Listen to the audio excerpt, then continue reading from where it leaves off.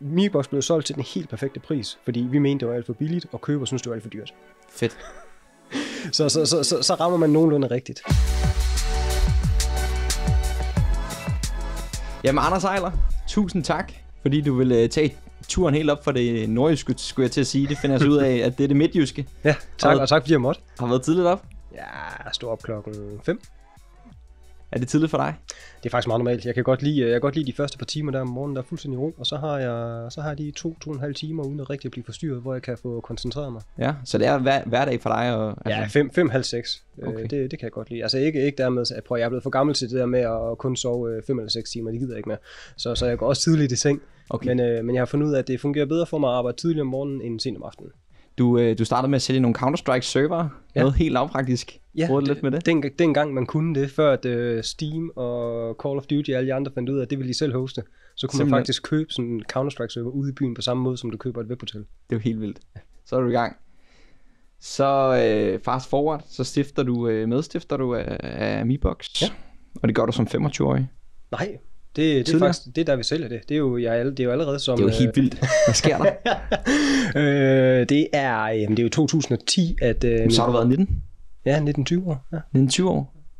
Det er altså tidligt at kaste sig ud i et selskab som MiBox, som vi helt sikkert også skal komme lidt ind på. Ja.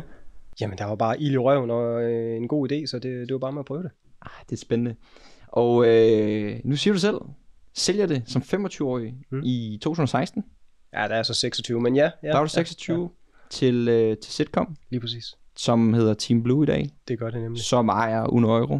Yes. Og blandt andet. Dandomain og Scannet og Kurenet for bare at tage et par stykker i Danmark. Og de er jo mere end 2.000 mand på tværs af Europa i dag. Europas største hostingvirksomhed. Så det er jo gået hen og blevet et kæmpestort selskab. Det er jo helt vildt. Ja. Og det er jo så Uno, som hedder Simple i dag. Ja, og alle de navneforandringer. Men det er dem, I ligesom bliver lagt ind under, kan man sige. Ikke? Ja. Og så går du videre netop til Dandomain. Mm-hmm. Først noget udviklingschef, og så videre som salgsdirektør. Ja, lidt sjælden rejse. Fuldstændig. Starter i øst og slutter i vest. Ja, fuldstændig. Og så tilbage til koden nu. Ja. Men ja, altså man kan sige, nu springer vi jo lidt i det, ikke? Men vi står lige pludselig i en situation i Dandomain, hvor at, vi køber også det, der hedder SmartWeb, som er et andet webshop-system. Ja. Og så står vi i en situation, hvor vi har 2 webshop-systemer og 2 udviklingschefer og 0 kommercielle ledere. Og det er jo ikke sådan super holdbart på længere sigt. Så jeg har altid syntes, det kommercielle er mega spændende, så jeg bliver spurgt, om jeg vil tage rollen som salgsdirektør med direkte ledelse af hele salgsteamet på tværs af de her brands og systemer, og så også det kommercielle ansvar. Og prøve at få organiseret den del af forretningen på bagkant af en række opkøb. Så det var en spændende opgave. Men det er jo i virkeligheden en drømmeprofil på mange måder, at kunne for en gang skyld have en teknisk fyr, som kan sælge det produkt og egentlig holde os, hvad man lover, så at sige. Ikke? Altså jeg må sige, i dag kan jeg godt mærke fordelen af, at jeg har den tekniske baggrund, og at jeg har brugt 4-5 år i den kommercielle del af B2B SaaS.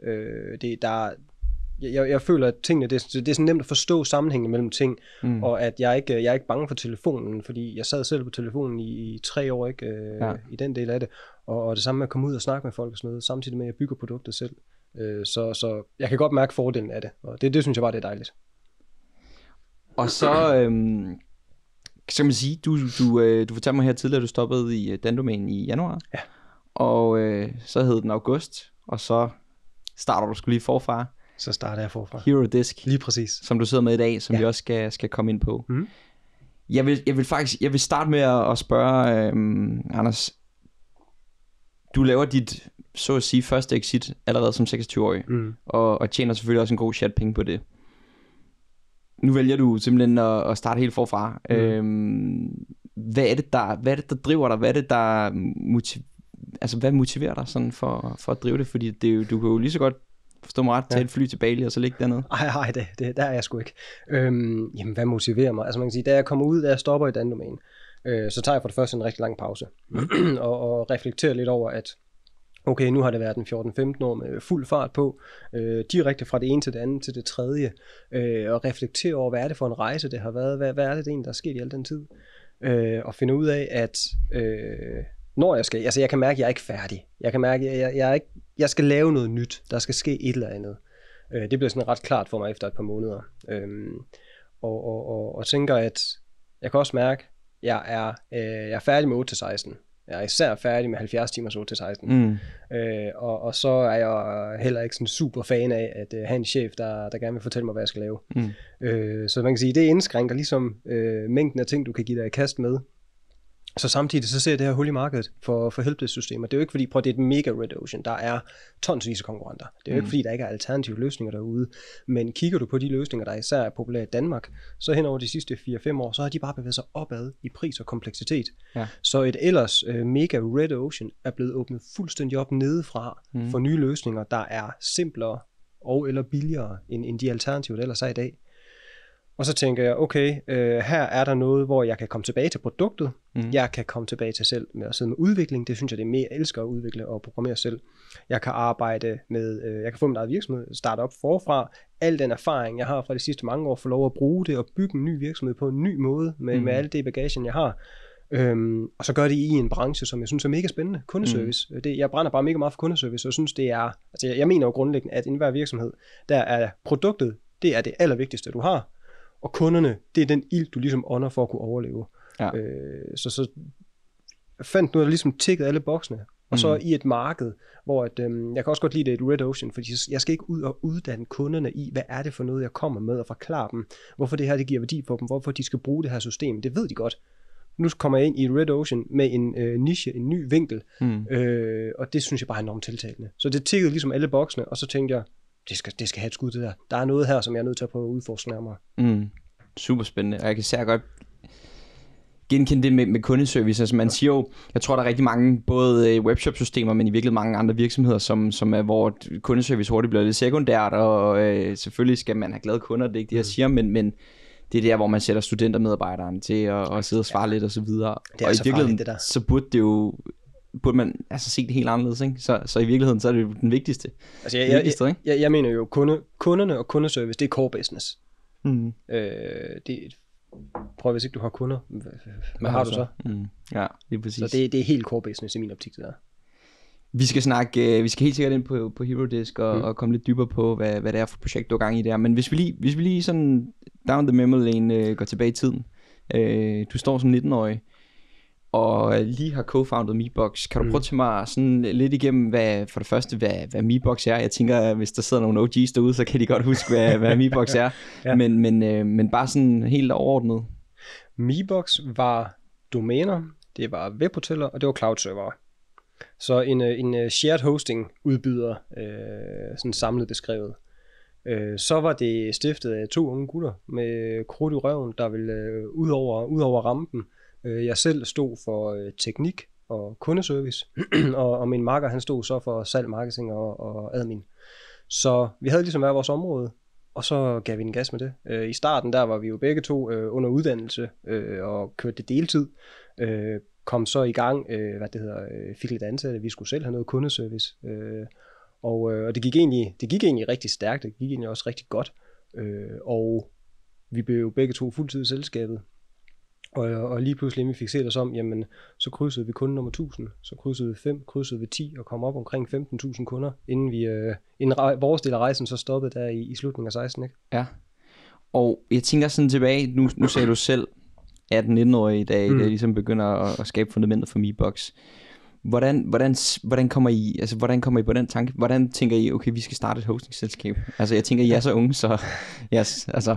Altså jeg har jo speedgaming på det her tidspunkt. Der er faktisk et lille overlap mellem, at jeg kommer ud af speedgaming, får det afhentet til et sted, hvor det skulle leve godt videre, og så vi starter MeBox. Ja. Min daværende makker, han er begyndt at lege lidt med tanken omkring noget hostingselskab, og begyndt at rode lidt med, hvordan det virker, og få startet det op og sådan noget, og spørger så, om jeg vil være med til at starte det op, der så bliver til MeBox. Ja. Og det siger jeg ja til. Og så starter vi det her selskab. Jeg får i løbet af et halvt år afhentet speedgaming, fordi jeg tror på, at det er MeBox, der er noget i på lang sigt, så det er selvfølgelig også det, jeg satser på. Og så nytter det ikke noget at have... Og går det hurtigt op for dig? Altså nu lød det, som om I vækstede sådan rimelig nærmest eksponentielt i starten. Ja. Ja, altså det går. Altså jeg ved med det samme, at altså man kan sige, hvis du bare kigger på markedet, ikke?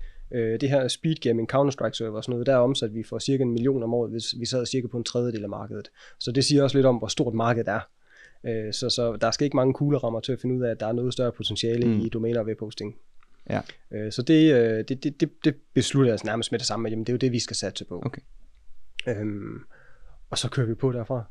Ja. Altså, jeg tror, de første 1000 kunder, dem fik vi ved at sidde inde på Amino og svare på spørgsmål omkring stort og småt og hjælpe både relevante, altså man kan sige, når der er nogen, der spørger til webhosting, men også bare hjælpe i sager, som der egentlig ikke har noget med det at gøre, for at vise vores tilstedeværelse og vise, vi er der. Og hvad var det, I kunne gøre anderledes dengang? Altså jeg tænker, det var ikke, nu snakker Red Ocean og så videre, der var jo stadig nogle store spillere, der sad på markedet, og generelt også bare flere små spillere. Altså det var lidt det vilde vesten dengang, ikke? Der var 3-4 store udbydere på det her tidspunkt, hvor altså kundeservice, det var i hvert fald ikke noget, man gik op i på det tidspunkt. Og der var også nogle af dem, der havde nogle ret vilde betingelser, sådan noget med, at du skulle sige op 90 dage i forvejen, hvis du vil ud af dit abonnement, og du ved, alle mulige vilde ting, ikke? Yes. Hvor vi prøvede at gå ind og sige, okay, her er et produkt, hvor at det er billigt prissat, så vi lægger os bevidst i bunden af markedet rent prismæssigt. Ja. Vi går rigtig meget op i kundeservice, herunder også at behandle kunderne ordentligt. Og så var vi meget fokus på at være out there, altså være tilgængelige og vise, at vi er der, og hvad det var, vi kunne. Og det resonerede altså rigtig godt i markedet på det tidspunkt, og hjalp med at få rigtig mange nye kunder ind. Og hvad var det for nogle typer kunder? Var det primært startup-virksomheder, eller? Det var alt. Altså alt det var, det er klart, der var ikke de helt store virksomheder, de har jo andre løsninger, men altså, det var jo alt fra private, der havde en hobby hjemmeside, til små virksomheder, til mellemstore virksomheder også, som brugte MiBox. Ja. Jeg kan i hvert fald huske for den tid, det var jo virkelig mine early days, da jeg begyndte at rode sådan med hele online-delen. Og jeg husker særligt MiBox som være netop den tilgængelig, som du siger, men også i forhold til, I gjorde det lidt forståeligt. Altså sådan, det kunne godt være lidt spacey for nogen, der ikke havde en teknisk forståelse, som jeg var heller ikke den skarpe teknisk i forhold til sådan, okay, hvad er FTP? Altså, præcis. Nogle gange, altså, vi hjælper også kunderne med at sætte deres e-mail op i Outlook. Ja, okay. Altså det virker basalt, når man ved det, men det er altså også en udfordring mange steder at sætte sin e-mail op i Outlook. Ja. Og man siger, der gik vi også den ekstra mil og altså holdt kunden i hånden indtil at mailsene de kom ind i Outlook. Kan du prøve at tage mig lidt igennem tiden på, så jeg kan høre, det er cirka 6 år i, hvad kan man sige, MiBox er på jeres hænder. Ja. I starter op, får skabt et fundament, et brand, så at sige, får nogle kunder ind. Er det bare er det bare derudad fra start af, eller er der nogle bump på vejen og sådan videre? Hvad oplever I det? Der har masser af bump på vejen. Det er 2 unge gutter, som der starter et firma op, og det går rigtig stærkt, og der kommer mange nye kunder. Så man kan sige, med hurtig vækst, der kommer også problemer, og vi fik da også vores berettigede del høvl for, at vi kom for mange kunder på serverne. Så tingene begyndte at køre langsomt. Okay. Så er der kun en løsning, det er at få købt nogle flere i en fart, og så få distribueret belastning ud blandt de nye systemer. Det oplevede vi et par gange, hvor det lyder lidt som et luksusproblem, ikke? Altså at kundetilvæksten er hurtigere, end systemerne ligesom kan bære. Yes. Det oplevede vi faktisk et par gange. Og det er jo selvfølgelig nogle udfordringer. Så kan man sige, så er der også, altså det er jo teknik, vi arbejder med, så alt kan gå galt. Ja. Og nogle gange, når jeg tænker tilbage, så tænker jeg også sådan lidt, jeg kan ikke helt fortælle dig præcis, hvordan vi fik tingene til at virke dengang, men vi fik det til at virke. Ja. Og det var den type udfordringer, som der selvfølgelig var, ikke? Og det var min makker, som der stod for salg og marketing, så det var 100% ham, der skal tilskrives, at det gik så stærkt, som det gjorde i starten. Og hvis produktet svigtede, så var det dig. Når tingene, altså antallet af gange, jeg har stået klokken 3 om natten i et datacenter og skiftet en harddisk. Det er jeg jo også færdig med. Men altså, det gør man flere gange. Det er sjovt, det var en del af det. Fordi jeg havde, hvad kan man sige, nu havde vi Shopify, som vi bruger på mange af vores kunder, inklusive selv Gastotools. Shopify var nede i en halv time her den anden dag, fra sådan noget 9:30 til 10 om aftenen. Og der sad vi bare efterfølgende, det var ikke fordi det skader så meget, men når man lige tænker altså, i det store billede, der må være en eller anden CTO, en eller anden Shopify-gut derovre, der bare ved, okay, hvor mange merchant center, eller hvor mange butikker er nede lige nu, og ved, det er mig, der skal løse det her, og sikkert hvor mange 100 millioner. Det skal man ikke tænke på. Det skal du ikke. Prøv at høre, du bare skal ikke, koldt. Når du sidder som ingeniøren eller udvikleren, der skal løse de her ting, så skal du ikke begynde at konsekvensberegne. Nej. Så skal du bare fokusere på at få opgaven løst, og så tager man det andet på bagkant. Fordi hvis du begynder at sidde og tænke, hvert minut, så mister vores kunder 1 million i omsætning eller et eller andet, altså du går totalt i baglås. Så der er du nødt til bare at fokusere på at få opgaven løst så hurtigt og effektivt som muligt, og så må vi klare det andet på bagkant. Og hvordan, fordi jeg skulle til at sige, du får det til at lyde så easy, eller så nemt i forhold til at have den der coolness i forhold til sådan nogle problemer der. Nej, det er mega stressende. Nå, okay. Jeg får det til at lyde nemt, fordi jeg har gjort det i 15 år. Ja, så du er blevet lidt hærdet? Ja, det er jo nok erfaring, ikke? Ja. Så nej, det er mega stressende, og pulsen kører, altså prøv at høre, så sent som for 3 uger siden, der havde jeg mit første nedbrud i HeroDesk. Okay. Ja, og det kom jo på det mest belejlige tidspunkt, hvor at jeg sidder på en motorvej i Frankrig, på vej mod, det kan jeg sgu ikke engang huske, Alsace, tror jeg. Og så lige pludselig så begyndte jeg bare at vælge en sms'er, ikke? Fra min overvågning. Og så er der noget i netværket, der er gået galt der. Så er der kun en ting at gøre, det er at holde ind til siden, så må min hustru overtage rettet, og jeg må finde bærbaren og mobilnetværket frem. Okay. Og det er jo sådan, det er at prøve i sådan en situation, jo, så kører adrenalinen kører, og man skal fikse tingene og sådan noget, ikke? Men man er nødt til bare at holde fokus på bolden i sådan, og så få tingene fikset. Har du altid din computer med rundt så? Næsten. Ja. Næsten. Jeg snakkede tidligere med en CTO i en anden virksomhed, men det var selv på skiferie, så var computeren altid i tasken. Ja, altså, jeg vil jo gerne sige, at det behøver jeg ikke, men jeg har det bedst med det. Ja. Fordi så ved jeg, at hvis der skulle ske, altså især nu, altså man kan sige, da jeg var i Dandomæn i den kommercielle rolle, så havde jeg ikke. Nej. Fordi det var ikke mig, der havde teknikken, og hvis der endelig kom noget, så kunne jeg klare det på telefonen. Ja. Men nu, hvor jeg ligesom sidder med hele stacken, så jeg har jo nærmest min computer med altid, fordi hvis der sker noget. Men har du så også lært dig ligesom at finde ro i det? Så man ikke, den der balance, du ved også, når man er, hvad kan man sige, driver sin egen virksomhed. Det der med altid at være på arbejde, men også nogle gange. Det går jeg rigtig meget op i den her gang. Ja. At have balance. Altså jeg starter tidligt, som jeg sagde før, men klokken 16:30, der lukker jeg altså også computeren, og så skal der gå noget galt, før jeg går på igen. Så jeg gider ikke, jeg vil gerne prøve at undgå at falde i den der fælde, hvor man hele tiden arbejder. Også fordi, at det kan du ikke holde til i længden. Så jeg prøver at have noget balance i det nu. Ja. Det giver god mening. Hvis vi lige bliver ved MeBox og tager igennem de der 6 år, hvordan tager I derfra? Hvor mange medarbejdere ender I med at sidde og bygge op? Fordi vi er 12, da det topper. Det er ikke 12 fuldtid, det er inklusive deltid, vi har i kundeservice og sådan noget. Men jeg mener, vi er 12, da det topper. Ja. På medarbejdersiden. Og så omkring de her 15.000 kunder, som jeg nævnte før, ikke? Ja. Og når man kører sådan en hvad kan man sige, en virksomhed, som er bygget meget omkring software, så kan man jo, jeg kunne forestille mig, at man kan køre det ret lean. Så antager jeg, du må ret på, hvis det er, men de 12 medarbejdere, var det så hovedsageligt på kundeservice, skråstreg salg, eller havde I også udviklere, hvordan? Jamen, vi var, hvad var vi? 4, der tilknyttede teknikken. Altså sysadmin, programmering, datacenter og sådan nogle ting, ikke? Og resten, det var så admin, salg, kundeservice, marketing.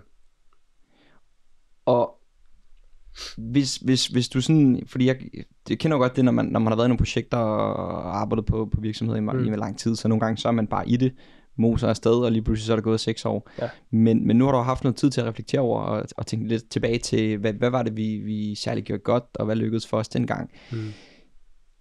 Når du sidder i dag og skal starte og give en gas med Hero Disk, hvad har du taget med derfra? Altså, hvad har de mest læringsrige punkter været i din tid i MeBox? Der er mange, når man har fået en masse erfaring siden dengang og kigger tilbage, så er der mange ting, man måske ville have gjort anderledes. Men jeg tror, sådan den vigtigste, og det kommer jeg nok også til at sige et par gange i løbet af det her, det er bare likviditetsstyring. Okay. Hvis du render tør for kontanter, så er det game over. Var I det ude på et tidspunkt? I MeBox? Jeg nævner et startup, der ikke er derude på et tidspunkt. Ja, true. Prøv at høre. Vi vokser hurtigt. Vi investerer i server, vi får medarbejdere ind. Altså, vi laver mange investeringer. På et tidspunkt, så, jeg ved ikke, om det er rigtigt at sige, at vi tager glæderne på forskud, men vi prøver i hvert fald at fremtidskaste lidt, ikke? Og kan godt se, at vi vokser, vi har ansat en masse folk, vi skal formentlig ansætte en masse flere, så vi sætter os også i et ret stort og ikke helt billigt lokale ude i 8-tallet ude på Amager. Og tænker, vi kan se, at det går hurtigt at få udlejet kontorpladser i København, så dem vi ikke selv skal bruge nu, dem lejer vi ud, og så hænger det fint sammen. Og så er det som om, de der 3 måneder, der går fra, at vi skriver under på lejemål, til vi flytter ind, så vender det der fuldstændig på hovedet. Og vi er selvfølgelig ikke i stand til at udleje en eneste plads. Så vi står med 400-460 kvadratmeter og en 10-12 mand, så der er masser af plads at bolde sig på. Og det var et dyrt bekendtskab. Det var et rigtig dyrt bekendtskab. Okay. Så der gik jo heller ikke lang tid, før at vi skulle have fat i udlejer og skulle have noget mindre, fordi det var simpelthen for dyrt. Okay. Og vi kunne også godt se, at vi vækstede ikke lige så hurtigt, som vi måske havde foreskrevet, da vi træffede beslutningen. Nej. Og det er jo selvfølgelig en af mange ting, der gør det ikke også, men jeg må bare sige, likviditetsstyring, det er simpelthen alfa og omega. Fordi hvis du render tør for cash, som sagt, så er det bare game over. Ja. Og hvis vi tager sådan, i forhold til, når I kommer frem til 2016, og jeg kunne forstå og hørt mig til, at hele den der salgsproces, der har været, den var ret lang for jer. Ja. Men hvad var overvejelsen i forhold til at tage, hvad kan man sige, dialogerne i forhold til, du fortæller mig, at I havde 15.000 kunder. Der har været nogle bump på vejen, der har sikkert ramt lidt på økonomien og så videre, men I havde en sund forretning. Jo, prøv, det har aldrig gået bedre, end da vi beslutter os for, at vi vil sælge. Så man kan sige, driver man det videre, så har vi en forretning, der tjener penge. Ja. Men samtidig så prøver vi igen at kigge lidt i krystalkuglen, og kan se, at vi tror på, at der er en konsolidering på vej.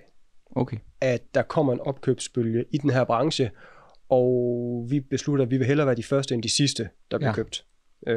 Så vi vælger faktisk at sætte os selv til salg, og entrere med Ernst & Youngs Corporate Finance afdeling. De har jo et helt team, der står for køb og salg af virksomheder. Så vi har dem som revisor på det tidspunkt, og sætter deres Corporate Finance i gang med den her proces, som jo tager hele 2016. Altså det tager et år. Hvordan var det at være i den her proces? Altså kunne jeg vanvittigt. Både fokus på drift og samtidig med alt den her? Det er du nødt til. Men at sælge, altså det må jeg bare sige, at sælge et firma, det er et fuldtidsarbejde. Og det fuldtidsarbejde, det har du ved siden af, at du skal drifte firmaet videre, fordi du er også nødt til at have i baghovedet. Det er ikke sikkert, at der er nogen, der køber det her. Det er ikke sikkert, at det lykkedes. Og hvis det ikke lykkedes, så skal du altså stadigvæk drive firmaet videre. Og du har kunder, du har medarbejdere, du har hele apparatet, som der skal, altså det skal jo også være i god stand på den anden side, uanset om det ender med et salg eller ej. Så du kan ikke bare slippe driften og slippe dagligdagen, og så fokusere 100% på den her proces. Så det er mega hårdt, og altså, du lærer også meget i sådan en proces. Lige pludselig, altså, for det første, du skal jo virkelig have styr på bagsmækken, ikke? Alt omkring økonomiske nøgletal, nøglemetrikker i det hele taget, ikke? På godt og ondt. På godt og ondt. Man lærer sin virksomhed at kende på. Det gør du virkelig. Du lærer også en masse nye udtryk. Sådan noget proforma, adjusted EBITDA og sådan nogle spændende ting, ikke? Så sindssygt lærerig proces, men det er også hårdt, og det tager meget tid, fordi oven i alt det her, så skal du jo drive virksomheden videre, og du skal holde 117 møder med potentielle købere, nogle gange flere møder med dem selvfølgelig, ikke? Så det er bare sindssygt hårdt. Ja.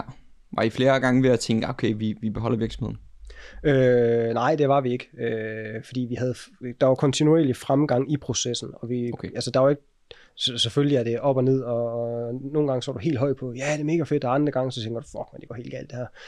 Men der var ikke noget tidspunkt, hvor vi trækker land på det, fordi vi kunne se, at der var, altså der var hele tiden, også Sitcom, der ender med at købe det, altså de er hele tiden med. Processen tager lang tid, men det er ikke sådan, at det er ikke sådan, at alle siger nej tak, og så lige pludselig kommer der en tilbage igen. Okay.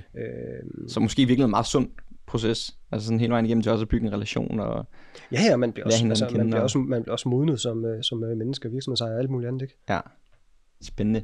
Nu er det jo allerede 7 år siden, at I skrev under. Shit, mand. Ja, time flies. Tiden flyver. Ja.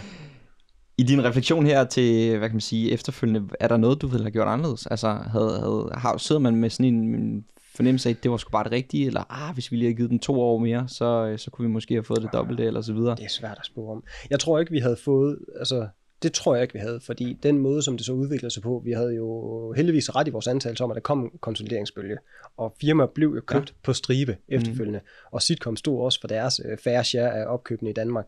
Så jeg tror ikke nødvendigvis, at det havde været, så skulle det være, fordi at vi i mellemtiden havde vækstet firmaet, og det var blevet større, og så videre, ikke? Men om det havde betydet, at vi havde fået mere for det, altså,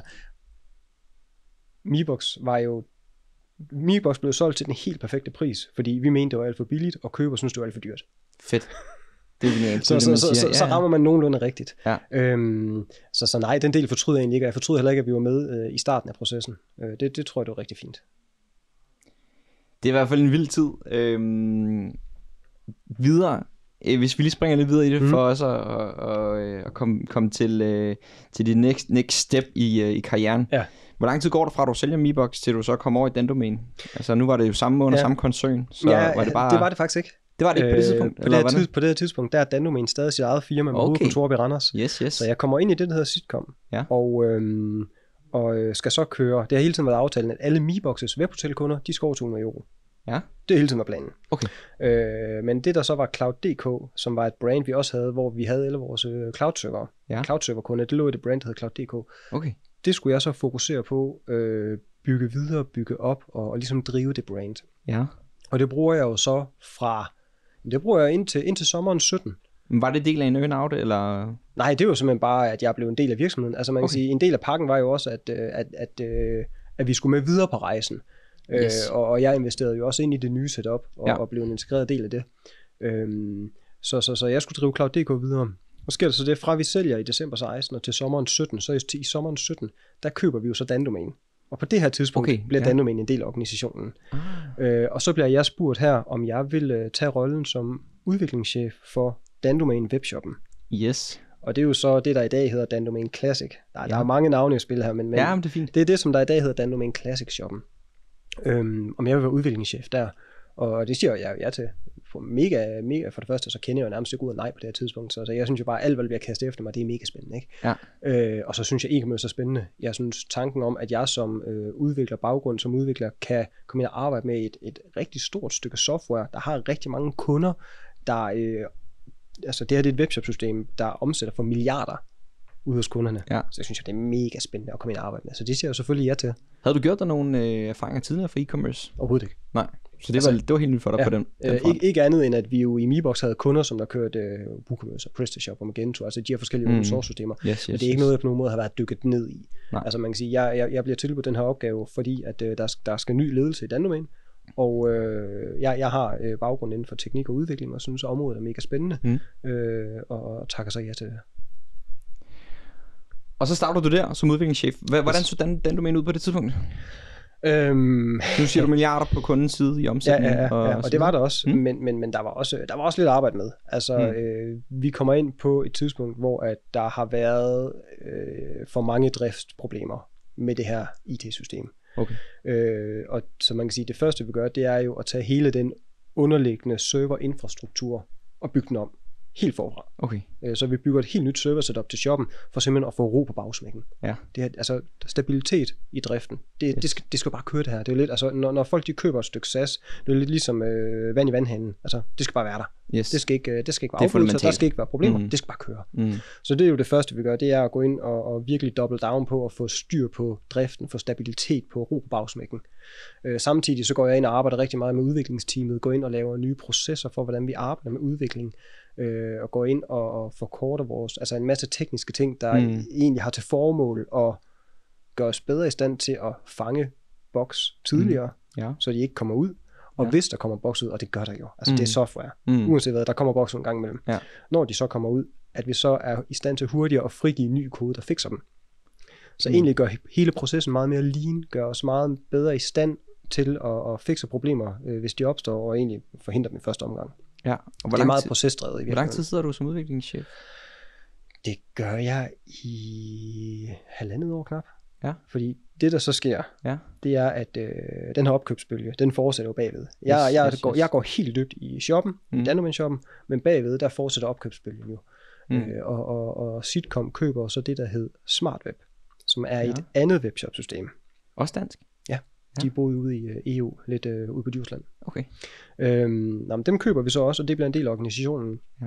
Og så kan man så sige, 3 måneder efter vi køber SmartWeb, så står vi i den her situation, hvor vi har 2 webshop-systemer, vi har 2 udviklingschefer og 0 kommercielle ledere.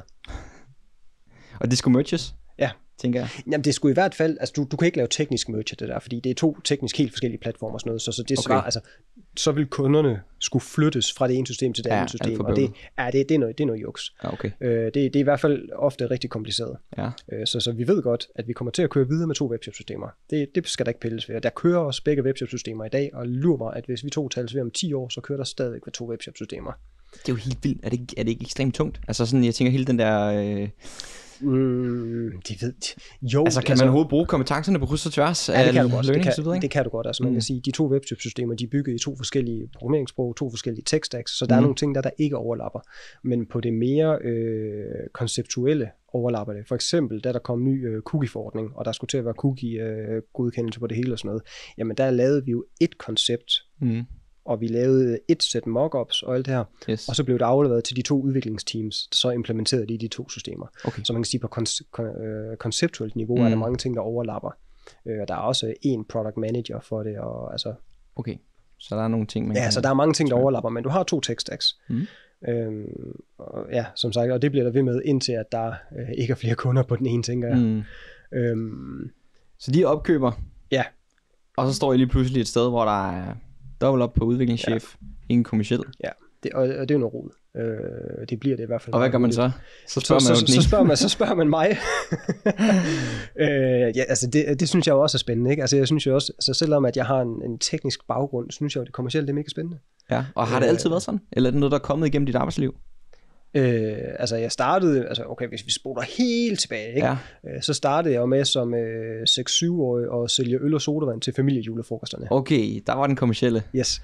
Så jeg har altid syntes, det var spændende. Ja. Jeg synes, det har været mere spændende at dykke ned i koden og nørde med det. Men interessen er der. Og jeg blev så spurgt, om jeg vil tage det her, og jeg tænker, det er spændende. Jeg kan stadigvæk arbejde med e-commerce. Jeg har hele det kommercielle ansvar for det her. Der var, det kan vi lige komme tilbage til, men der var også nogle helt konkrete opgaver, der skulle løses i det her setup, som jeg synes var spændende. Og så synes jeg, det kunne være mega fedt at bygge de kompetencer på, så jeg også har det. Uanset hvad der så skulle ske i fremtiden, ikke? Men jeg synes, det var mega spændende også at lære de ting, og hvordan man arbejder med det. Fordi jeg tænker, det er jo en helt anden hverdag. Altså, fuldstændig. Altså jeg kommer jo fra at have lederansvar for udviklere, hvor at, man kan sige, de vil allerhelst have, de kan lige lokkes til at have en mus-samtale 1 gang om året, og ellers så vil de bare gerne have headset på, og at jeg holder min kæft. Ja. Til at skulle have lederansvar for 10 sælgere, der egentlig gerne vil snakke med mig 1 gang om ugen. Så det er jo en helt anden verden. Og det er jo ikke fordi, det er mere eller mindre rigtigt eller forkert end det andet. Nej, det er bare noget helt andet. Det er bare nogle personlighedstyper, man fuldstændigt. Ja. Og det er jo også sådan, det skal være. Ja. Så det er en helt anden opgave. Men hvordan var den omstilling for dig? I forhold til at have det ledelsesansvar over fra hvad kan man sige, på udviklingsfronten til sælgerfronten? Det tog da lige lidt tid, og det havde jeg selvfølgelig også noget at snakke om med min leder, at det er jo ikke noget, jeg har prøvet før det her. Nej, du er stadig ung jo. Ja. Du er vel stadig yngre end langt de fleste medarbejdere, der er det. Jeg er 28, 27, 28 eller sådan noget på et tidspunkt. 28, ja. Så jeg snakker også med min leder om, at det er jo noget helt nyt for mig det her, så jeg skal altså også bruge noget opbakning, jeg skal også bruge noget støtte i det her. Yes. Så jeg bruger jo snilt et halvt år på sådan at komme ordentligt ind i tingene, og på at få tingene sat op, som vi gerne vil have det. Og hvad med, altså sådan hele den tid, så kommer du over i, hvad kan man sige, hele salgsbenet. Helt andet team, en helt anden hverdag, så at sige. Du kunne lægge computeren fra dig på en anden måde, og ikke skulle tænke på alt det hovedpine, der kunne være i selve udviklingen. Hvor lang tid er du i den domæne derfra? Jamen det er jo så indtil januar i år. Indtil januar i år, det er rigtigt. Og det er jo alligevel også en del tid, du ender med at være så. Ja, men jeg kan jo godt, altså man kan sige, jeg har jo stadigvæk mulighed for, altså jeg opfatter jo lidt hele e-commerce-universet som, det ved jeg godt, det ikke var, men det er jo den måde, jeg arbejder med det på, mit firma i firmaet, hvis man kan sige sådan, ikke? Og behandler det som om, at det var mit eget selskab stadigvæk, med den måde, jeg agerer på internt. Og der var også nogle, altså man kan sige, en ting er, at vi så har de her 2 webshop-systemer og en udviklingschef og en kommerciel chef, ikke?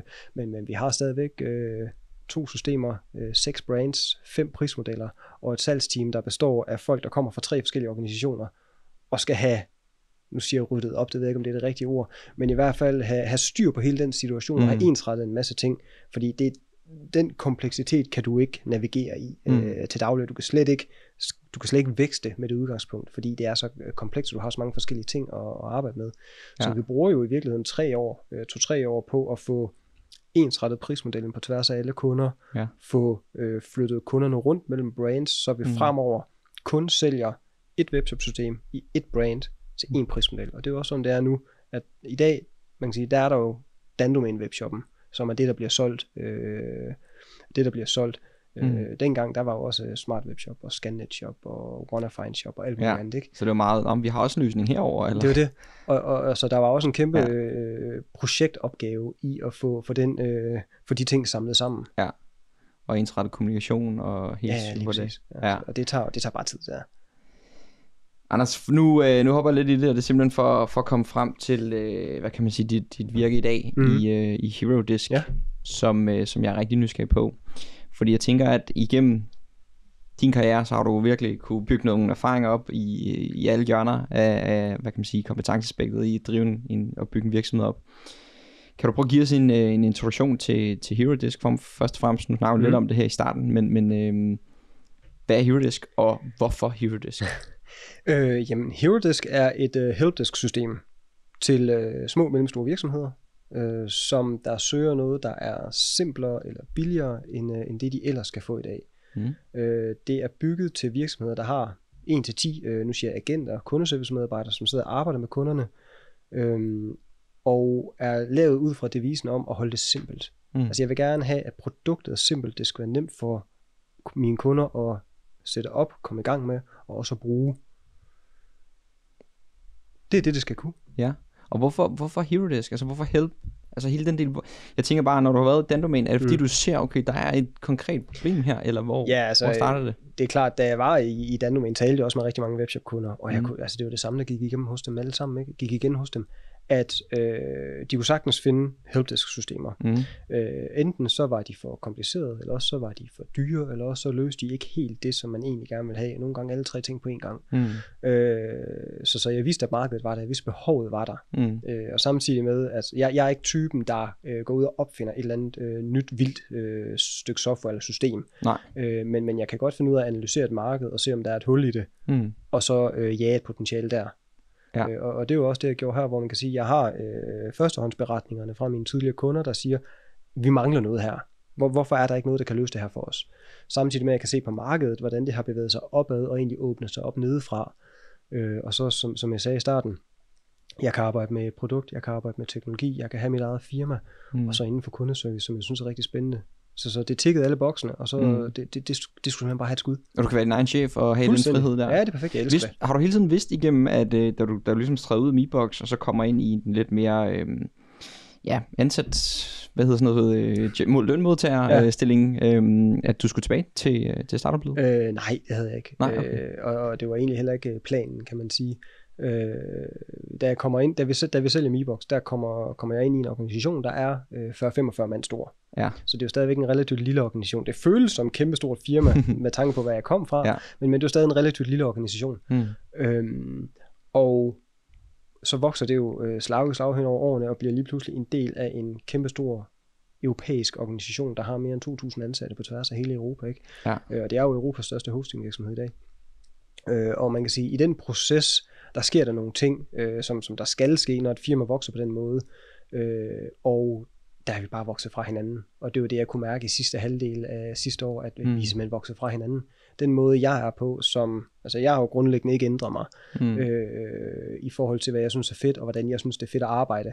Men når et firma går fra 45 til 2.000 mand, det er ikke det samme firma længere. Der er nye processer, der er nye arbejdsgange, der er nye måder at gøre tingene på.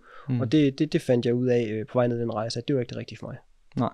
Så jeg har haft 6 sindssygt gode år i Sitcom Team Blue, hvor at jeg har, og det er også noget, som de har været rigtig gode til, det er, at de opkøb, der er blevet lavet, der har de været rigtig gode til, at de founders, der kommer ind og giver dem deres eget område, så at sige, som er stadigvæk med det, der er i at være founder og iværksætter, kan trives i det, og har sin egen ting og rive i og rode med, som en del af en større organisation.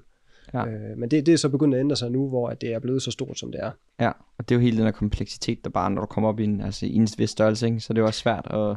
Jo, men altså man kan sige, grundlæggende, så kan man sige, det går lidt fra at være en række relativt selvstændige kontorer rundt omkring i Europa, til nu at skal være en funktionel organisation, forstået at jamen, dem, der arbejder med Linux, de arbejder Linux sammen på tværs af Europa, dem, der arbejder med Windows, eller med VMware, eller netværk, eller hvad det måtte være. Altså så, at det bliver mere en organisation på tværs af alle landene. Og det er også det rigtige at gøre, når man kommer op og er så stor, og har den type organisation, som man har. Det er bare ikke den måde, jeg skal arbejde på. Men når du så kommer til hvad man siger, det stadie, og siger, okay, nu er den her virksomhed måske ikke det sted, jeg skal være.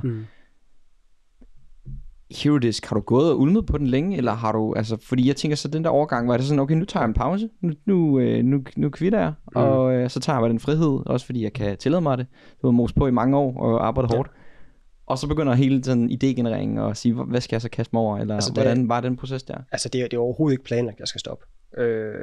3 måneder inden, at jeg stopper, der har min hustru og jeg lige købt et nyt hus i Brabrand. Så det er overhovedet ikke planen der. Men det kan ikke være anderledes. Så den beslutning bliver truffet, og så trækker jeg stikket fuldstændig i 3-4 måneder. Jeg har brug for en pause. Altså der har været kørt rigtig hårdt på i rigtig lang tid, så jeg har brug for en pause. Trækker stikket, sletter LinkedIn på min telefon og går under radaren i 3-4 måneder. Okay. Og slutter med, at min hus og jeg, vi tager en tur til Japan i maj måned. 3 uger i Japan, fantastisk rejse, og hvis du får mulighed for at tage til Japan, du ikke har prøvet det, så skal du gøre det. Jamen, jeg har været der. Det er fantastisk. Finland er fantastisk. helt vildt fedt. Ja. Jeg synes, jeg ved godt, det er et sidespor, men det, jeg synes, der er så fascinerende ved Japan, det er, at det er et land, hvor man kan sammenligne levestandarden. Ikke? Altså, det er ligesom i England og USA og Japan, du kan sammenligne levestandarden, men det er alligevel noget sammenligneligt. Men det mest kulturelt forskellige, jeg nogensinde har oplevet. Man kan sige, altså for eksempel i Afrika, ikke også, der er typisk en lavere levestandard, end der i Danmark. Så man kan sige, det kan du ikke helt sammenligne. Japan, de har samme eller højere levestandard, som vi har, men jeg har aldrig oplevet noget så forskelligt fra Danmark. Det synes jeg, det var mega spændende. Ja, jeg er meget enig. Nå, vi tager på den her tur i lidt over 3 uger og nyder det, og da jeg så kommer tilbage, så kan jeg mærke, nu skal der ske noget. Nu er jeg ligesom klar til at gå i gang igen. Og selvfølgelig så har tingene ulmet lidt og sådan noget, men det er først, da vi kommer tilbage derfra, at jeg det bliver så i juni i år, begynder at sidde og kigge på, okay, kan jeg bygge en prototyp til det her? Kan jeg lave noget, der virker bare lidt og sådan noget? Og finde ud af, det kan jeg godt. Der er et hul i markedet, der er potentiale her, det skal sgu have et forsøg. Men det er jo det fede ved at have en teknisk profil, ikke? Det er jo bare at sætte sig ned ved computeren og så gå i gang et eller andet sted, ikke? Ja. Altså, simplificeret, selvfølgelig skal der også lige kigge sig, er der overhovedet et proof of concept på det her. Men nu siger du, altså, da du når til enden i Dandomain-regi, var du sådan brændt ud, eller hvor var du henne? Ja, det var. Men det var også fordi, det havde været, det kom også på bagkant af en periode, hvor at med den nye måde at arbejde på, så jeg har det ikke godt i det setup. Og det er også derfor, jeg ultimativt ender med at stoppe, fordi man kan sige, prøv, jeg elsker mine kollegaer, og produktet og kunderne og sådan noget. Der er så mange ting, jeg er rigtig glad for, men firmaet og jeg er bare vokset fra hinanden, så jeg var træt, jeg var rigtig træt, og det er også derfor, jeg tog en lang pause. Og så videre nu, i gang. Nu kan du ligesom tage alle dine erfaringer og learnings, og du får bygget den her prototype, kan man sige, i HeroDisk, og hvor kan du prøve til at hvor står du i dag? I er i markedet, ved jeg, og hvad er rejsen, og hvad er ambitionerne, og hvor er vi henne? Ja, jamen det er, hvad er det, 9-10 uger siden, at vi lancerede, og gik out there og fortalte verden, her er noget. Ja, det er også ret hurtigt. Ja, altså, jeg tænker i forhold til, hvis du snakker om, at fra august af, ikke? Jeg begyndte at kode på det i midten af juni eller sådan noget. Ja, okay. Og så stiftede firmaet hen over sommeren, var undercover indtil, at systemet kunne lige præcis nok til, at jeg synes, jeg kunne tage penge for det. Så gik jeg i luften med det, få det ud at leve. MVP. Og så bygger jeg jo på derfra. Altså, jeg tror, der er lanceret nye features 1-2 gange om ugen, siden det blev lanceret der, ikke? Så der blev bare bygget på nu. Så det er der, vi er nu, i en fase, hvor at, der er rigtig meget produktudvikling, der er rigtig meget feedback fra dem, der bruger det. Jeg har 7 betalende kunder i dag, jeg er mega stolt over. Jeg synes, det er mega fedt. Og så lidt over 100, som der har oprettet. Det er en freemium forretningsmodel, så der er jo en gratis version og en betalt version. Okay. Lidt over 100, der så har oprettet en gratis version. Ja. Så det synes jeg faktisk, det er ganske okay på de første 9 uger her. Ja, og du er one-man army i det? Yes. So far? Sidder selv og udvikler, og har alle hatte på selv, så i virkeligheden det hele. Det sætter også en... Du har også noget af en svejserkniv. Ja, det kan man sige. Det er jo super fedt. Men det sætter også selvfølgelig nogle begrænsninger på tempoet og nogle ting, men der har jeg det sådan lidt, det må være sådan, det er. Ja. Det, der er vigtigt for mig nu, det er at gøre tingene på en måde, som jeg har det godt med. Og i et tempo, som jeg synes er fedt. Hvad har det vigtigste for dig, og det er stadig meget tidligt, når du er netop dig selv, men hvad er det vigtigste ligesom med dine erfaringer fra MeBox, den du mener videre at tage med ind i HeroDisk? Altså sådan, er der noget, der bare er solklart sådan her, det skal vi aldrig gå på kompromis med, eller... Altså man kan sige, der er nogle ting, jeg gerne vil prøve nu, som jeg ikke har prøvet før. Man kan sige, det Dandomain og Team Blue, jamen det er jo en kapitalfondsejet virksomhed, så jeg kommer frisk ud af hele kapitalfondsverden på godt og ondt. Det er en sindssygt spændende rejse, og man kan sige, at når man på 6 år går fra 45 til 2.000 mand, så er der også smæk på. Nu vil jeg også gerne prøve noget andet. Nu vil jeg gerne prøve at gå modsat. HeroDisk, det er bootstrapped. Der er ikke nogen eksterne penge i det. Det er nemt at sige, at det er full remote, når det kun er mig, men jeg har også en ambition om, at når der kommer ansatte engang, så skal det også være full remote. Jeg vil gerne prøve at bygge sådan en organisation op, se hvordan det virker. Og skal det bootstrappes hele vejen? Så frem muligt, ja. Helt klart. Så frem muligt. Fordi det er ikke jeg har ikke en ambition om at skal banke et eller andet sindssygt op og sælge det om 3 år. Det er ikke det, der er ambition med det her. Jeg håber egentlig, at det her det kan blive et projekt, som der er langtidsholdbart. Jeg håber, at det her det er også noget, jeg arbejder på om 10, 15, 20 år. Okay, så det er meget langsigtet det altså her. Jeg er mega inspireret af de 2 gutter fra 37 Signals, Jason Fried og Heiner Meyer Hansen. Jeg synes, de er mega seje. Ja. Og jeg er mega inspireret af den rejse, de har været på, og kunne egentlig godt tænke mig at prøve at bygge noget lidt ud fra samme doktrin, som de gør det. Ja, det er i hvert fald super spændende. Og hvad altså sådan, jeg kan sige, det er jo, altså, var det, du er 33? Mm. Det er jo helt vildt, alle de ting, du kan tjekke noget igennem. Altså, jeg tænker sådan, der er flere ting, jeg godt kunne tænke mig at spørge dig om, som er, det er sådan, det kan hurtigt blive lidt øst og vest, men man kan sige, du har jo om ikke andet fingeren på pulsen hele e-commerce-delen, og ikke, altså sådan også ved, hvad der er blevet udviklet på i de forskellige steder, jeg tænker især i Dandomin-regi, men også dybt. Hvordan tror du, hvad kan man sige, hele e-commerce udvikler sig herfra, altså sådan going forward de næste 3, 4, 5 år? Jeg tror, der kommer flere webshops. Man kan sige, hvert år siden jeg startede Dandomain, så er det bare kontinuerligt kommet flere webshops til. Det tror jeg, der bliver ved med. Men jeg tror samtidig med det, at konkurrencen bliver hårdere, især for udlandet, og især på mere gængse varer, altså tøj, ting til hjemmet, altså sådan nogle ting, der ikke er unikke, men hvor du kan købe det mange steder. Der tror jeg, konkurrencen bliver rigtig hård. Så man skal finde sin niche, man skal finde sin måde at skille sig ud på. Man skal finde ud af, hvordan hvad kan du, som de andre ikke lige kan? Man kan sige, der er jo nogen, der gør det ved at køre private label og bygge design, eller være i en branche, hvor et udvalg måske ikke er så stort. Der findes jo rigtig, rigtig mange små niche webshops, der sælger jagtudstyr, eller fjernstyrede biler, eller alle mulige ting, som måske ikke lige køber bredt. Det er en ting i udviklingen. Og så tror jeg, at man som webshop ejer skal være opmærksom på, at det hele det er blevet enormt professionelt. Altså, der er ikke plads til, at din hjemmeside, den ikke er pæn, var jeg lige ved at sige, eller den ikke er mobilvenlig, eller at navigationen ikke fungerer, som den skal, eller at man som besøgende ikke er tryg ved at handle der. Altså, hvem handler egentlig med? Fordi svindel på nettet, det bliver det desværre også kun mere af. Så noget så simpelt som lige at få skrevet ind, hvem man handler med, hvordan man kontakter folk, måske endda har e-mærket på sin side. Det må jeg arbejde tæt sammen med, og det vil jeg også anbefale danske webshops at gøre, fordi det giver altså bare noget tryghed. Og hvad med sådan, hvis vi lige tager spadestikket dybere på hvad kan man sige, dit område i forhold til kundeservice-delen? Hvordan tror du udvikler sig der? Altså sådan, når du tænker innovationer ind i kundeservice og videre, jeg er jo altid sådan, altså den overbevisning og den måde, vi arbejder meget både i GastroTools, men også mange af vores kunder i Nibble & Co. Det er jo meget det der med, at vi skal prøve at give kunden så tæt på den samme oplevelse, som hvis de gik ind i butikken. Så hele den adfærd, hvis du træder ind i en fysisk butik, hvordan er din egen adfærd, hvordan er det, du møder netop virksomheden og så videre, ikke? Hvis vi kan også videre på produktsiden, og hvordan man kan se produktet uden at have det i hånden, og videoer og produktbilleder og alt det der, som du selv siger, man skal ikke gå på kompromis med. Men på kundeservicefronten, altså, hvad tænker du selv ind i forhold til innovation på den front? Jeg tænker, at for det første er innovation spændende, men jeg tænker, at der også er mange, der kan få rigtig stor gavn af at få styr på basalerne. Få styr på the basics. Sørg for at være tilgængelig. Sørg for, at man svarer folk, når de skriver. Altså jeg ved godt, det lyder helt banalt, men der er altså også mange steder, hvor man ikke får svar, eller man ikke får et ordentligt svar. Hvis man tager imod henvendelser på tværs af flere kanaler, er du som virksomhedsejer sikker på, at du får det hele med? Er der nogen, der aldrig får svar, eller bliver tabt mellem stolene? Har jeg styr på de interne arbejdsgange? Altså jeg kender nogen, hvor at, de kører deres kundeservice i sådan en shared inbox, hvor så er det sådan en aftale om, at dem, der ligger som ulæst, når markeren logger ind, altså dem, der ligger som ulæst, dem skal du tage. Så hvis noget, du ikke lige mener, du skal tage, så markerer du det bare ulæst. Eller også så markerer du det grøn label, hvis det er retursager, og du ved, har jeg bygget sådan et internt system op omkring en shared inbox, hvor der skal så lidt til, at det system, det falder sammen. Ja. Fordi hvis du så har været inde på en mail, du ikke skal håndtere, men lige glemmer at markere den ulæst, så får kunden bare ikke svar. Nej. Så man kan sige, få noget teknologi, nu bliver det lidt andet end Ashire and Juice, men ikke fordi det nødvendigvis skal være min løsning, men bare det at have noget teknologi eller noget system omkring, at man er sikker på, at man får fat i alle henvendelser, om de får svar, og de får svar hurtigt.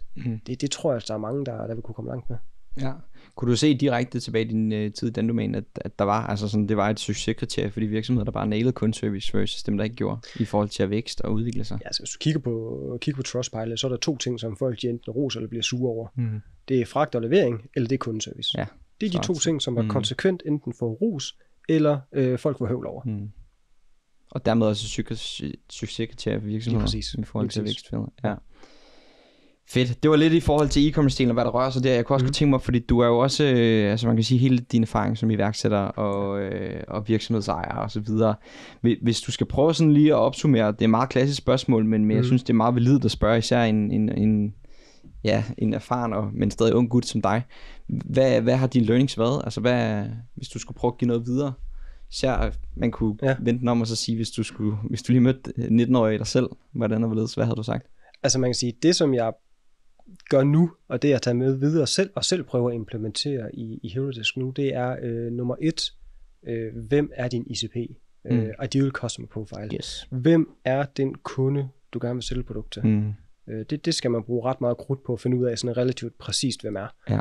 Fordi du kan ikke, hvis du forsøger at være lidt for alle, det duer ikke. Du skal være alt for nogen.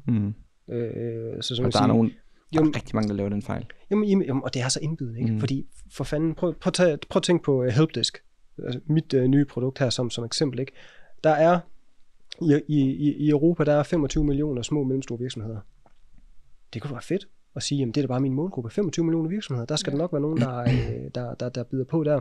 Men du kan ikke komme ud og ramme dem på den måde. Du er nødt til at snævre ind og sige, jamen hvem er din målgruppe nu? Det betyder ikke, at du låser dig fast på det for evigt, men det er det, vi gør nu, og så må vi se, hvordan det udvikler sig hen ad vejen. Det kan også være, at du finder ud af, at det slet ikke er den rigtige målgruppe, du arbejder med, at du skal justere det hen ad vejen, men du er nødt til bare at have et eller andet at gå efter, og have en idé om, hvad er det for en kunde, som jeg sælger til, for at kunne nå ud til dem. Ja. Det tror jeg er ekstremt vigtigt, og i virkeligheden, det kan jeg jo allerede skrive under på, at det er det er noget, du kan trække på dine erfaringer. Altså fordi man har en tendens til, når man starter op, måske på sit første projekt, så tænker man, vi skal bare gå bredt, fordi så er der nok nogen, der skal kunne lide os, eller nogen, der vil købe hos os. Jamen, prøv igen HelloDesk, ikke? Altså, lige nu, når jeg starter op nu, der målretter jeg 100% danske webshops. Det betyder ikke, at HelloDesk er et produkt, der kun virker til webshops. Det betyder heller ikke, at det skal være, altså jeg har kunder i dag, som der ikke er webshops. Der er andre B2B SaaS forretninger, som der bruger mit system i dag, ikke? Men jeg vil rigtig gerne være alt for en dansk webshop. Og så vil jeg gerne udvide det, så afhængig af, hvordan det går. Skandinavien, udvide til andre brancher. Men sørg for, at du har en klar idé om, hvem det er, du skal ind og skabe noget værdi for. Og det er jo faktisk hele vejen ned. Det er jo både fra, altså helt på produktsiden, så ved du, okay, hvad er det for nogle features, jeg skal starte med at prioritere. Jeg har snævret det ind fra 25 millioner til 20.000 potentielle kunder. Der er cirka 20.000 webshops i Danmark. Præcis, men det var det, jeg skulle til, men på helt på produktsiden, der kan du være ekstremt skarp på, hvad er det for lige præcis den her målgruppe har brug for. Og så kan man så sige videre ned i din annoncering, hele din marketing meget skarpere på. Altså hvis når du laver et outreach, så kan du allerede nærmest, altså så kan du bare beskrive den kunde du gerne vil have, ikke? Ja. Så er der også større chance for, at når du kommer med det budskab, at den kunde interagerer med det budskab. Ja, lige præcis. Fordi det er sgu mig. Altså det næste step, det er, hvis du kunne gå branchespecifikt og så videre, ikke? Men man skal også nogenlunde sørge for, at der er en målgruppe. Men jeg var til et netværksmøde i går, hvor vi talte med en, som der har danske tandlæger som sin målgruppe. Helt specifikt danske tandlæger. Ja. Det er 2.000 klinikker, 4.000 mennesker. Det er til at tage at føle på. Fuldstændig. Ja. Og det er jo fedt, at man kan være så klar i, hvem er det, jeg kan komme ind og skabe noget fedt for. Ja. Så det tror jeg, det er vigtigt at tænke over. Hvem er det egentlig? Hvem skal jeg være noget fedt for? Præcis. Og ikke at sige, at jeg skal være lidt fedt for alle. Ja, det giver så god mening. Sådan her til sidst, hvad i det her space, altså og generelt, hvad er det, der begejstrer dig mest? Fordi jeg er altid lidt nysgerrig på at høre, hvem sådan, når dem vi har inde i studiet her, hvad det er for nogle ting, der er sådan særligt fokuseret, især også en teknisk fyr som dig. Er det videre på AI-bølgen, eller hvad er det, der egentlig sådan... Altså nu er jeg er jo optimist af natur, så ud over udsigterne til, at OB de forhåbentlig rykker op i Superligaen igen, Jamen, hvad begejstrer mig så? Altså, på et personligt plan, så er jeg mega begejstret over, at jeg synes, jeg er et fedt sted. Jeg har en dejlig hustru, og vi har købt et hus og bygget et dejligt hjem der. Og så har jeg fået stiftet det her firma i en sektor, jeg brænder for, med nogle produkter, nogle opgaver, altså ting, jeg brænder virkelig for det. Det synes jeg er mega fedt. Ja. Så jeg glæder mig. Det er også en succes i sig selv. Det er jo lidt på mange måder, det er frem til, fordi prøv at du kan også godt, der er sgu udfordringer nok rundt omkring i verden, som man kan gå og bekymre sig om. Men jeg forsøger også bare at sige til mig selv, at det nytter ikke noget at gå og lade sig tynge af ting, man alligevel ikke kan gøre noget ved. Hvis man zoomer lidt mere ud, ting der begejstrer mig, så skulle det være den nye iværksætterlov, eller den nye iværksætterpakke, der forhåbentlig ikke bliver gennemført lige om lidt. Ja. Jeg håber, at det bliver kørt igennem, så at vilkårene for både at være iværksætter, men også at investere i iværksættere, bliver noget mere gunstige, og der forhåbentlig er flere, der så tager springet, starter deres eget firma og lever den drøm ud, og gør, hvad de kan for at indrette det liv, de gerne vil have. Det håber jeg på. Det er sådan en lille ting, som der kan give et forhåbentlig stort skub. Fedt. Anders, on that note, tusind tak, fordi du kom forbi. Det var en fornøjelse. Tak, fordi jeg måtte.